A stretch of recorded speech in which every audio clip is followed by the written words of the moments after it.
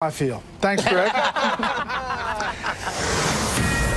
This is a Fox News Alert. I'm Bret Baier. We're coming to you live tonight from the White House, where President Trump is playing up the chances of trade peace with China.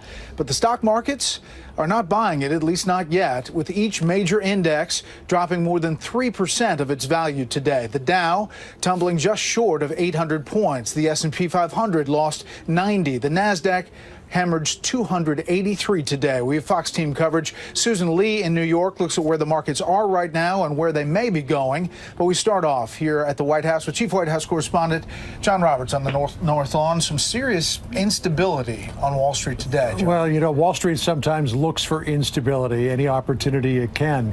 President Trump returned from the G20 summit over the weekend, hailing a breakthrough in his dinner meeting with President Xi Jinping of China, but it did not take long for the financial world to develop a serious case of heartburn about that dinner.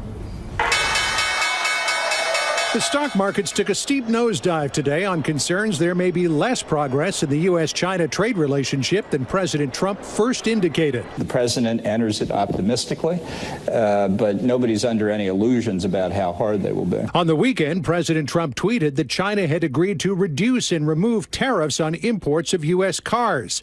But his aides today said that's not yet a done deal. It hasn't been signed and sealed and delivered yet. But look, they were at 15. Then in retaliation, they raised it to 40.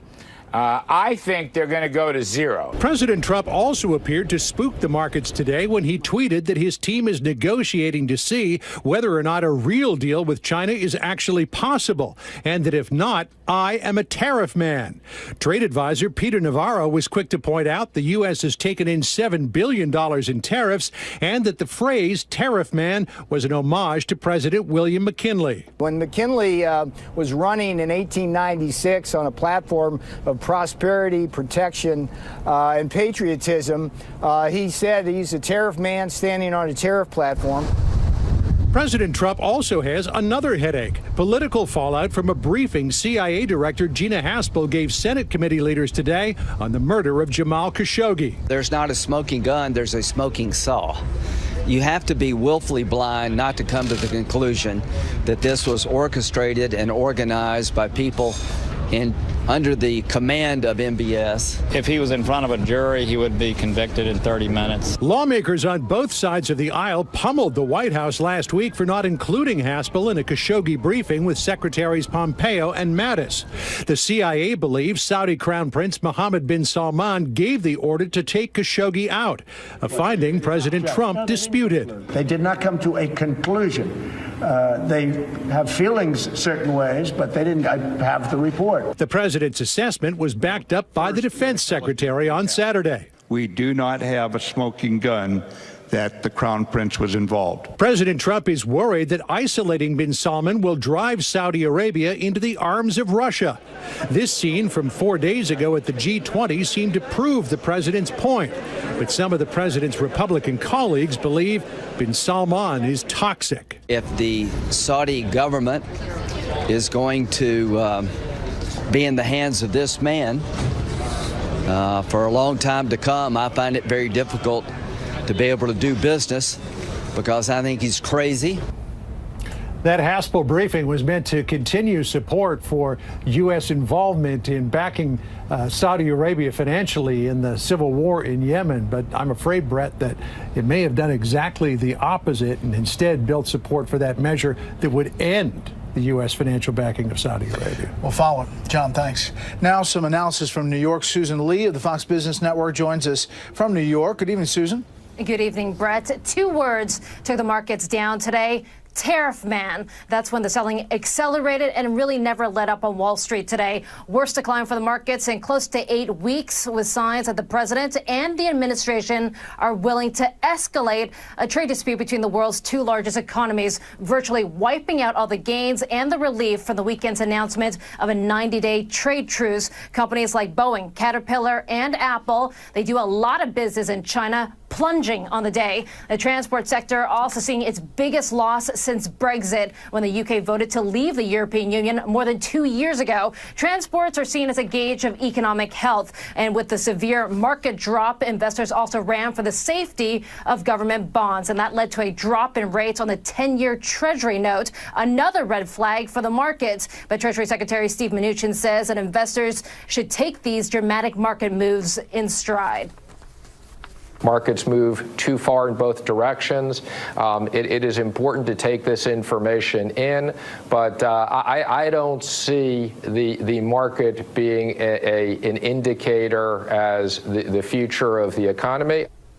Now, December has historically been a positive month for stocks, with the S&P 500 advancing over 70% of the time, what the markets call a Santa Claus rally. But with the volatility that we've seen in the opening days of the month, investors will need to get used to these big up and down days. Just a reminder, Brett, that markets will be closed on Wednesday in remembrance of President George H. Bush. Back to you. More on that a little bit later. Susan, thank you. Let's talk more about the wildly fluctuating markets today and the prospects for a trade deal with China. Peter Navarro is director of the National Trade Council, joins us here on the North Lawn. Thanks for coming out. Great to be with you, Brett. On a chilly night, I should point out, I did have my jacket on earlier. Yeah, hey, we're strong men in the White House here, so you're right with us, buddy. All right. Listen, your thoughts today. You look at this market. It took a dive, largely because the sense was on Wall Street, this deal may not be a deal. Look, I'm bullish on the economy. I'm bullish on this deal in the sense that it's going to be great for the global economy long term to deal with these fundamental structural problems we have with China.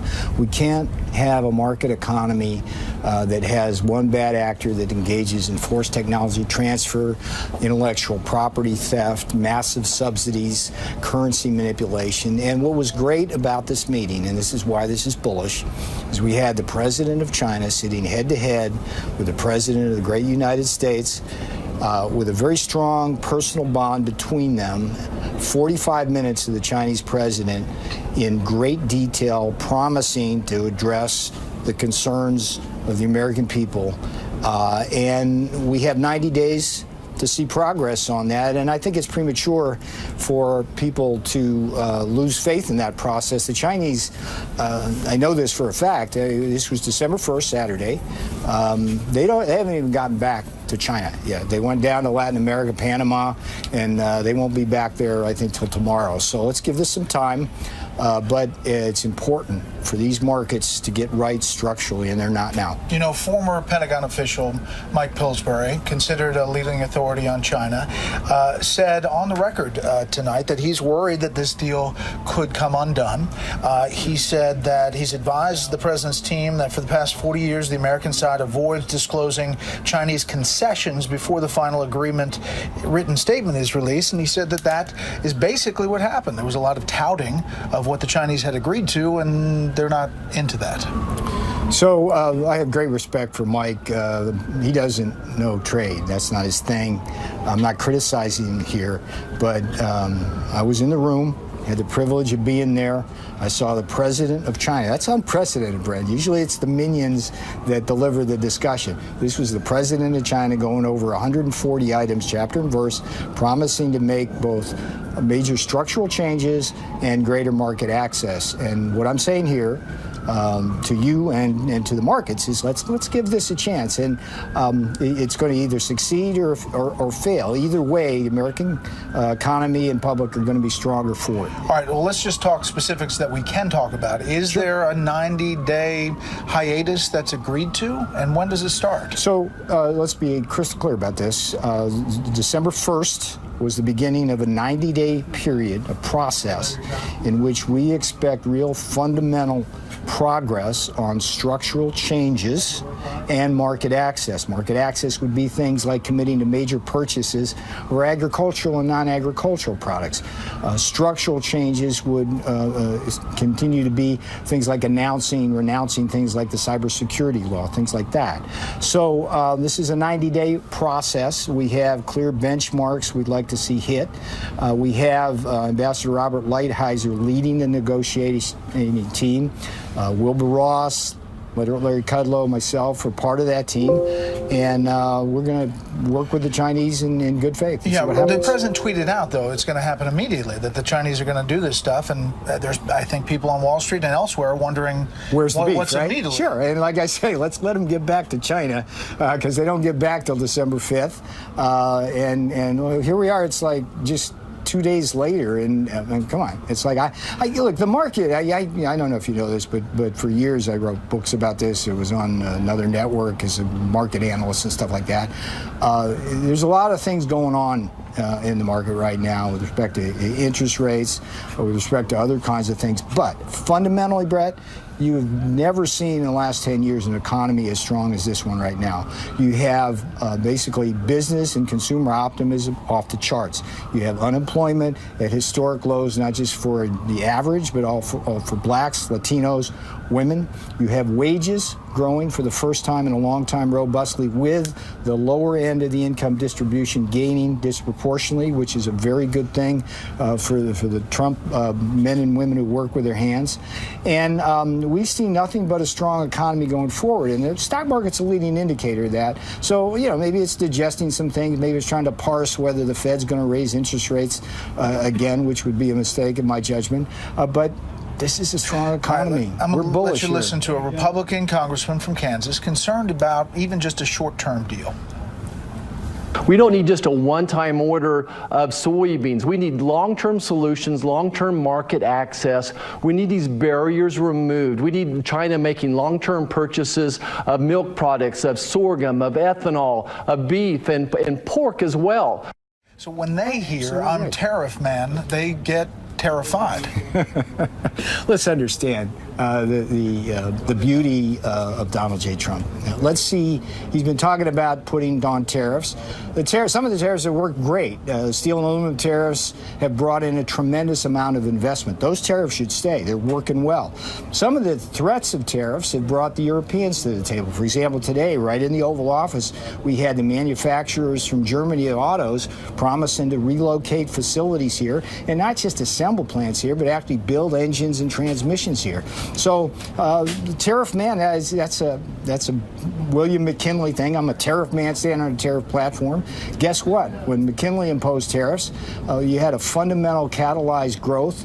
Plus, he realigned the Republican Party in a way which got strong support. So I agree with what the senator from Kansas said there in terms of longer-term commitments from China. But it's not just about buying stuff. It's about these fundamental structural changes to protect our technology and innovation base. And that's what we're about here at the White House. And quickly, tonight, as you stand here, you are still optimistic, having been in that room.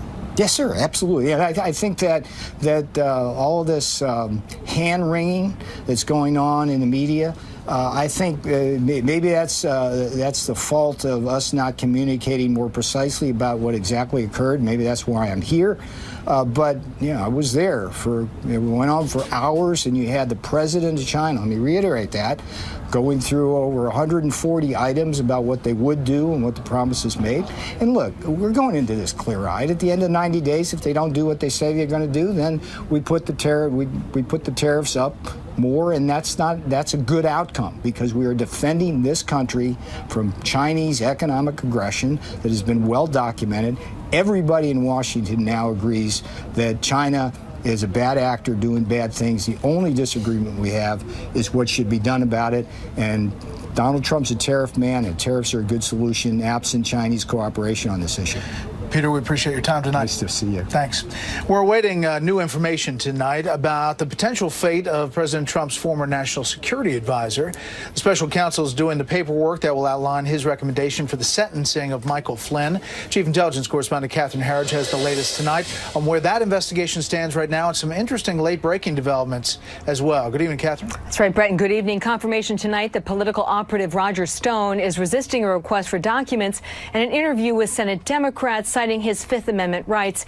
In a letter released by Senator Dianne Feinstein, Stone's lawyer describes the request as, quote, too overbroad, as court filings this week suggest the special counsel investigation is entering a critical phase. It is a climax and a turning point. Analysts say the legal filings on former campaign chairman Paul Manafort, the president's former personal attorney Michael Cohen, and former National Security Advisor Michael Flynn indicate Mueller is wrapping up loose ends. In a cooperation context, when the government is ready to make their filing and ready to go to court for sentencing, that generally means that the cooperation by the particular individual has come to the end. With a midnight Tuesday deadline, the Flynn sentencing memo could come at any time, documenting his cooperation and shed more light on his contact with Russian officials, including Ambassador Sergei Kislyak after the presidential election. Lock him up! Flynn, who pled guilty last year to lying to the FBI over his post-election contact, faces a maximum 5-year sentence, but with the plea agreement, significantly less time is anticipated. There are lingering questions. This past March, the House Republican Russia investigation found that while Flynn pled guilty to lying, former FBI Director James Comey and his deputy Andrew McCabe testified their agents saw no signs of deception, with McCabe telling the committee, quote, "The two people who interviewed Flynn didn't think he was lying, which was not a great beginning to a false statement case." On Friday, Comey is scheduled to appear before House Republicans for a closed-door interview under oath, as Mueller team files new briefs on Manafort, who they accuse of violating his plea agreement, as well as Cohen. We're going to see the president respond very badly to all of this as he feels the walls are sort of closing in on him. The president said there's no collusion. Mueller has gotten nothing except commitments on perjury and other things that are outside of this. Also today, Democratic attorneys general for Maryland and D.C. issued subpoenas for financial records for the Trump Organization and Trump Hotel here in Washington, arguing there may be violations of the constitutional ban on gifts from foreign governments. Brett. Catherine, thank you. Up next, as you look live inside the Capitol Rotunda where the 41st president lies in state, Americans say goodbye. President George H.W. Bush late this afternoon right across the street at the Blair House. The president paid his respects to the 41st president last night in the Capitol Rotunda, giving a salute before he left. Tonight, Americans from across the country are filing past the casket as the body lies in state ahead of tomorrow's memorial service here in Washington. Correspondent Peter Ducey is at the Capitol tonight. Today, Bob Dole, 95 years old and wheelchair-bound for years, stood up to salute a fellow World War II veteran, the 41st president. A long list of leaders from Langley paid tribute to Bush, the CIA director. Top Pentagon brass during Operation Desert Storm, including Colin Powell, came to pay their respects. There was even a Super Bowl MVP, 2 World Series winners, and 4 Masters champions who came to honor the lifelong sportsman. Sully, the late president's service dog, was back by his side after helping him during difficult final days, detailed for the first time by his son Jeb. It's really uncomfortable with people taking care of him. You know, it's the challenge for people that are really in that situation is they lose their dignity a bit, or they think they do. It's sad to watch that as someone who loves my dad, but he never complained. Thousands braved blustery conditions and long lines to say goodbye, and many were veterans, including Robert Rummels. I came up to pay final respects to my commander-in-chief. Native Texans turned out too, like Jennifer Schwartz, who brought her young son. President Bush taught us that public service is a noble calling. His guidance and leadership and example totally changed the trajectory of my life and brought me to D.C. And those are values I think it's important to share with my son specifically. Others, like Mike Phillips, raced here from the furthest corners of the country. Well, we came from Hawaii, so I think it's about 6,000 miles, something like that. We flew all night long to come out here to pay our respects to President Bush and be a part of this and show some aloha spirit. This is the longest that the line has been at any point to get in and pay respects to the late President Bush. It's 4 or 5 rows of mourners wide, and it stretches the entire length of the street between the Supreme Court and the U.S. Capitol. And the Capitol will not close at any point tonight. People can keep filing in until 7 a.m. when the late president needs to leave for the last time. Brett? Peter Ducey outside the line there on Capitol Hill. Peter, thanks. We'll have full coverage of the funeral and the service. Martha McCallum and I will be outside the cathedral tomorrow at 9 a.m. Up next, a major reversal for France's president on his climate change agenda after serious rioting in Paris.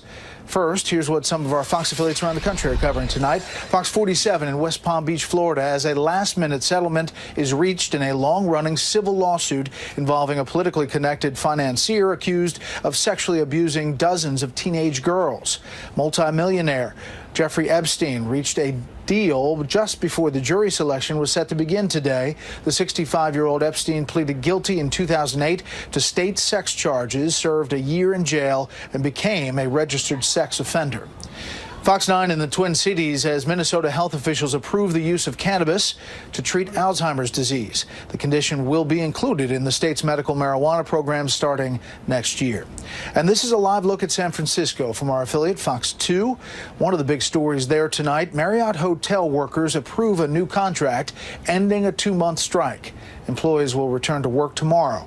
More than 2,000 hotel workers walked off their jobs across 7 San Francisco Marriott hotels October 4th, demanding higher wages and increased job security. That's tonight's live look outside the Beltway from Special Report. We'll be right back.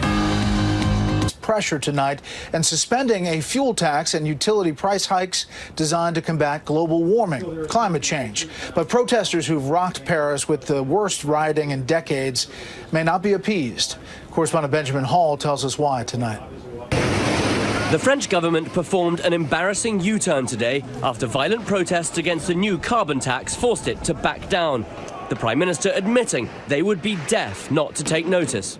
I hear this anger. It is the anger of the France which works hard, and which has a difficult time making ends meet. The anger of the French people who have their back to the wall. For the last 3 weekends, France has been gripped by the worst riots in a generation, as over 300,000 protesters took to the streets. And this weekend, police fought back, using tear gas and water cannons. 3 people have died, more than 130 have been injured, and 412 arrested. President Macron's green tax on fuel was to raise funds for renewable energy and counter global warming. But there was fury across France as people said they cared more about food on their table and warmth in their homes. The guys in the middle of nowhere, they don't give a damn about that. What they want is to have enough money at the end of the month. But the protests have morphed, and now ambulance drivers, students, pensioners, even riot police are voicing their grievances. Similar green taxes have failed in Italy and Spain, and even environmentalists acknowledge Macron's tax was premature. What the crisis shows is that the ecological transition has not, for the moment, been thought through by the government for the daily life of the French. As Paris cleans up, it's already bracing for another round of violence. The question now is what demands the protesters make next. President Macron campaigned on the promise of sweeping reforms, and he announced he would never be bullied by protesters. It now appears that's exactly what's happened. Bret? Benjamin Hall in London. Benjamin, thank you. President Trump has ordered his ambassador to Afghanistan to negotiate with the Taliban and end the war there. American military leaders are again tonight expressing their frustration with a conflict that seems to have no end in sight. National security correspondent Jennifer Griffin shows us tonight from the Pentagon. The next commander to lead all U.S. forces in the Middle East said at his confirmation hearing the U.S. isn't winning in Afghanistan. I believe that the operational military situation is largely stalemated. And estimates the size of the Taliban is on the rise. I believe would actually say it's around 60,000. A rare public acknowledgement of the size of the Taliban. This is the second time in as many days that the U.S. Defense Secretary said Afghans have seen enough war. It's gone on now. It's approaching 40 years. 40 years is enough. It's time for everyone to get on board. Mattis marks the start of the war with the Soviet Union's invasion of Afghanistan in 1979, not the U.S. invasion in 2001. At the Reagan Defense Forum, Mattis said the U.S. alone can't end the war. Do you really believe that the Taliban has an incentive to sit down for peace talks? We're going to have to try to end this war, and 40 years is enough. Mattis warns any withdrawal must be done cautiously. We walk out of there, then we know what will happen. Our intelligence services are very specific that we will be under attack. in a very few number of years. But the status quo means more sacrifice. On Sunday, 24-year-old Army Sergeant Jason McClary from Export, Pennsylvania, died at a military hospital in Germany from injuries sustained by a roadside bomb that killed 3 other Americans near Kabul last week, making it the deadliest attack on the U.S. military this year. This year alone, the U.S. military has dropped over 6,000 bombs in Afghanistan, more than at any time over the past decade, part of the effort to bring the Taliban to the table and end the war. Bret? Jennifer Griffin at the Pentagon. Jennifer, thanks. Defense Secretary Mattis has also ordered nearly 6,000 active duty troops to remain on the U.S. southern border with Mexico through Christmas. The 1-month extension expires January 31st of next year. The previous orders were set to expire December 15th. Up next, why Democrats might try to keep one Republican from starting work with the rest of Congress next month. First, beyond our borders tonight, the Israeli military has launched an operation to find and destroy tunnels it says were built by the Hezbollah militant group. Israel says the tunnels stretch from Lebanon into northern Israel. It says they are not currently being used by the militants and that its work to find and neutralize them is taking place inside Israeli territory. Italian authorities have dismantled the rebuilt upper echelons of the Sicilian mafia by arresting 46 people, including the presumed new regional boss there. Wiretap surveillance enabled police to determine who had been elected as the new mob chief during a rare leadership meeting in May following the death of the previous boss last November. The U.S. is suspending its obligations under a landmark nuclear treaty in 60 days. Secretary of State Mike Pompeo saying Russia has violated the terms of the 1987 Intermediate Range Nuclear Forces Treaty. Pompeo announcing that decision after NATO allies met in Brussels, supported Washington's contention that Russia has indeed cheated. Just some of the other stories beyond our borders tonight. We'll be right back.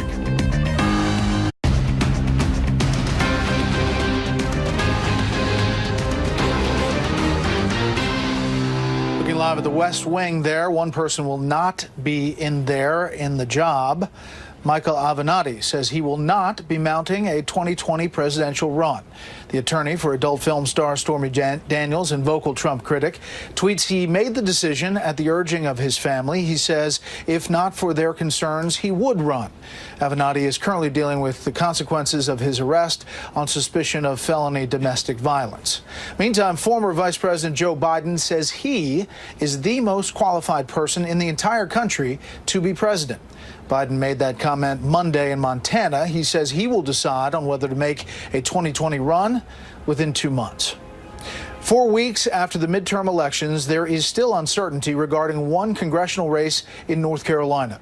A state election official has been replaced. Fraud allegations are flying about, and Democrats are threatening to keep the GOP apparent winner from being seated. Correspondent Jonathan Seri has the details from our Southeast newsroom.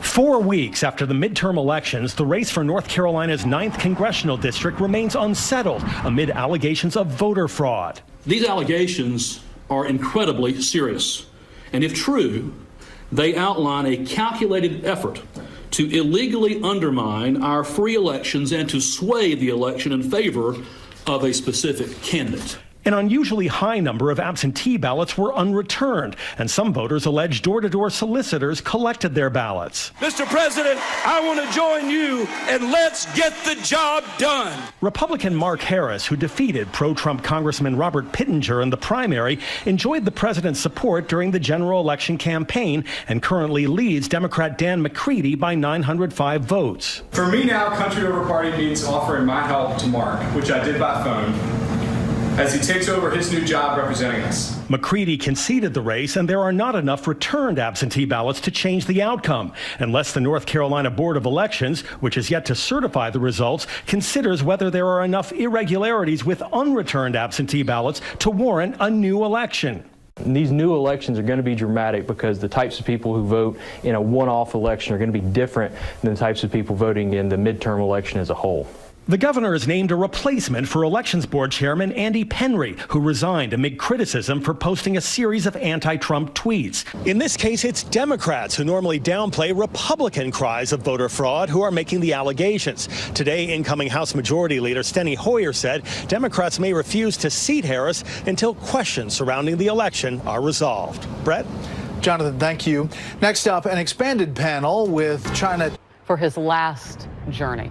Special Air Mission 41 headed to Washington, D.C. after a departure ceremony in Houston, Texas, with the Bush family in attendance, which you've watched live here on Fox News. The former president's remains will lie in state at the Capitol Rotunda beginning this evening until a state funeral at the National Cathedral on Wednesday. President Trump has declared a national day of mourning on that day.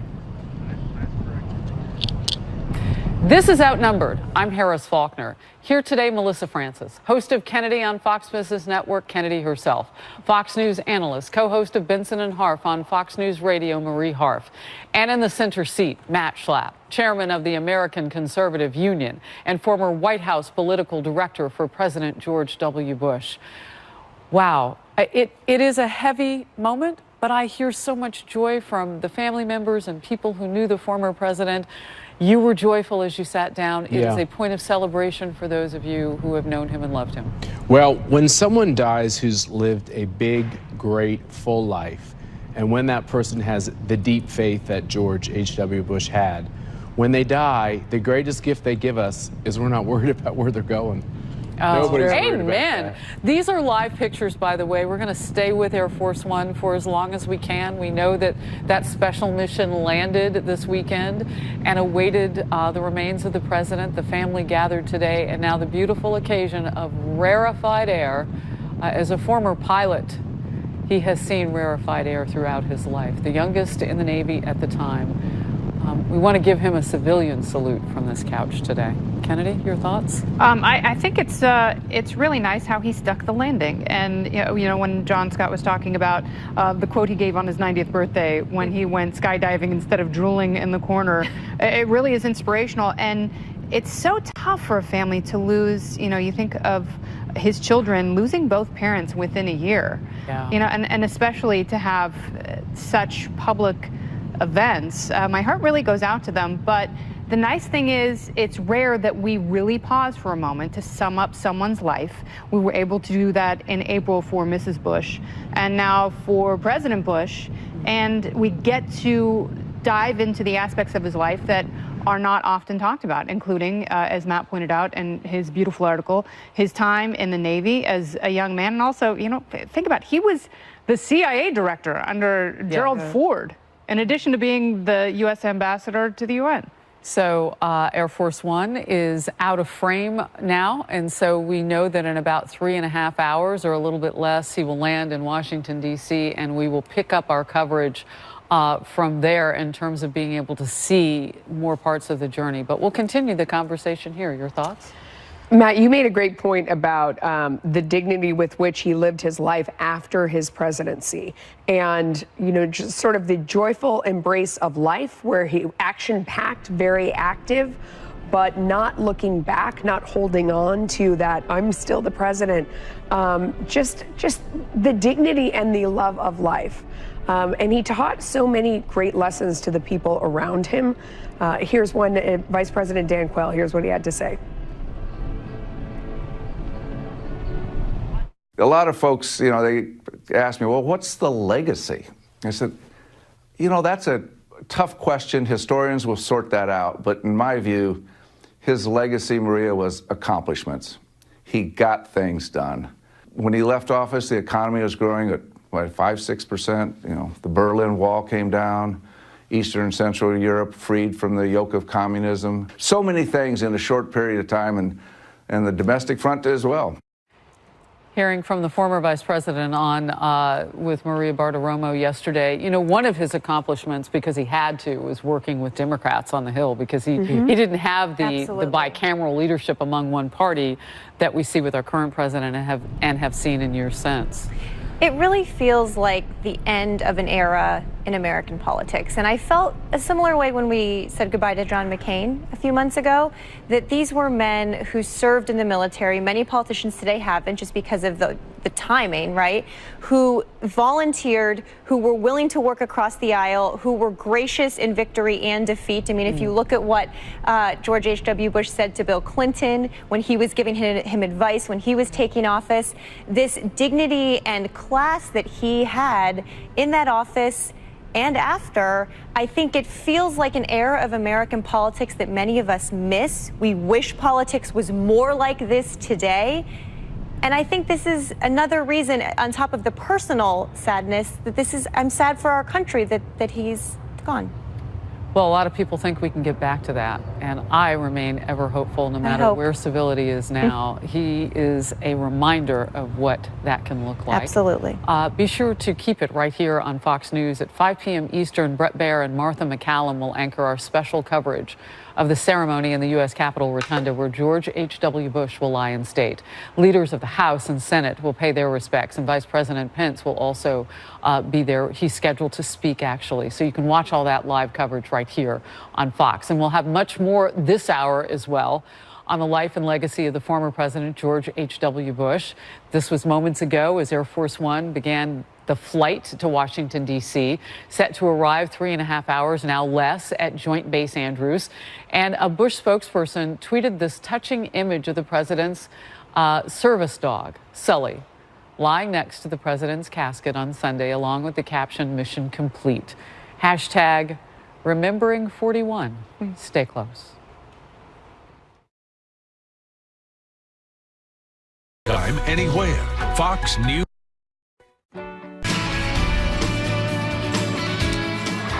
U.S. stocks surging today on news of a ceasefire in the trade war between the U.S. and China. President Trump announcing the deal after a dinner with the president of China at the G20. President Trump talking up the truce on the way back from Argentina aboard Air Force One. It'll have an incredibly positive impact on farming, meaning agriculture, industrial products, computers. And what I'd be doing is holding back on tariffs.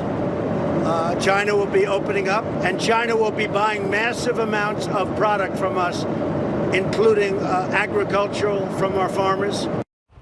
The president again touting the deal this morning, tweeting, "My meeting in Argentina with President Xi of China was an extraordinary one. Relations with China have taken a big leap forward. Very good things will happen. We are dealing from great strength, but China likewise has much to gain if and when a deal is completed. Level the field." And while both sides say key details have to be hammered out, Treasury Secretary Steve Mnuchin is confident we are seeing the outlines of a final deal. All right. Steve Mnuchin, I want to go on. He said there were very, very specific items. We've been working on this for a long time, for a year and a half. We got down to brass tacks. Steve Mnuchin is no joke. I mean, he has negotiated many, many, many very detailed deals over his lifetime, and he really understands finance well. This is a hopeful sign. This is, and for all of the critics that Trump's trade rhetoric would never be matched with a kind of recalibration of these major relationships. We saw it with Mexico first, and then Canada had to go along kicking and screaming, and he really did renegotiate NAFTA. And now you have America's #1 economic foe and national security foe looking at Donald Trump, and I think they look at him and they say, I think he's actually serious about wanting us to actually have reciprocal trade. So that's all got to get written down. But these are massive steps. Well, Steve Mnuchin makes it sound like a lot of it is already written down. I mean, they've already worked into the details, Harris. Well, and in fact, we heard just a little bit ago on Fox Business Network with Larry Kudlow, the National Senior Advisor of Economics, and he said that to that point, in the next 90 days, this 90-day ceasefire that we'll see, there are some things that are going to get done that are big. And they would only know that if they had already talked about these things. But I have a quick question for you, Marie. So Democrats have a choice to make here. Are they going to let this deal go through, or are they going to try to, get in there and do something? Same with the USMCA. Yeah, on China, there is no deal yet. So those brass tacks that you mentioned that Steve Mnuchin's been talking about, those are all really important. And I don't think we can make a decision on any deal or support for that until we actually see them. Those are really tough details. They will not be a cakewalk working them out, certainly with the Chinese. And there are still significant tariffs on. They're not going up, but we still have significant tariffs on right now. We will have to see those details. The devil will be all in them. There's a political question, Harris, you asked, though, about whether Congress will approve the new NAFTA, the updated NAFTA. Right. And I think there will be some tough questions asked. Ultimately, I think they will, because it's actually not a drastic change from NAFTA. Yeah. On a factual point, it's not actually substantively. But sticking on this one, a factual difference, though, on November 1st, 1,500 tariffs from China, they lowered on their end as a sign of concession. So we actually have already seen movement and progress before this, Kennedy. No, it's critical for them to lower these tariffs, and it would be great if we could have barrier-free trade with China. We still have yet to see how they're addressing some of the intellectual property theft, which, really is, in my mind, the most critical issue. And in some ways, the tariffs are secondary. The markets love it, though. And if the president wants the markets to go up, let's free up the trade. Mnuchin mentioned that specifically, that they're working on that. So we'll see. All right, the battle for the border wall continues as the countdown is on to fund the government and avoid a shutdown. Whether the president would be open to compromise and why the issue is causing tension among Democrats.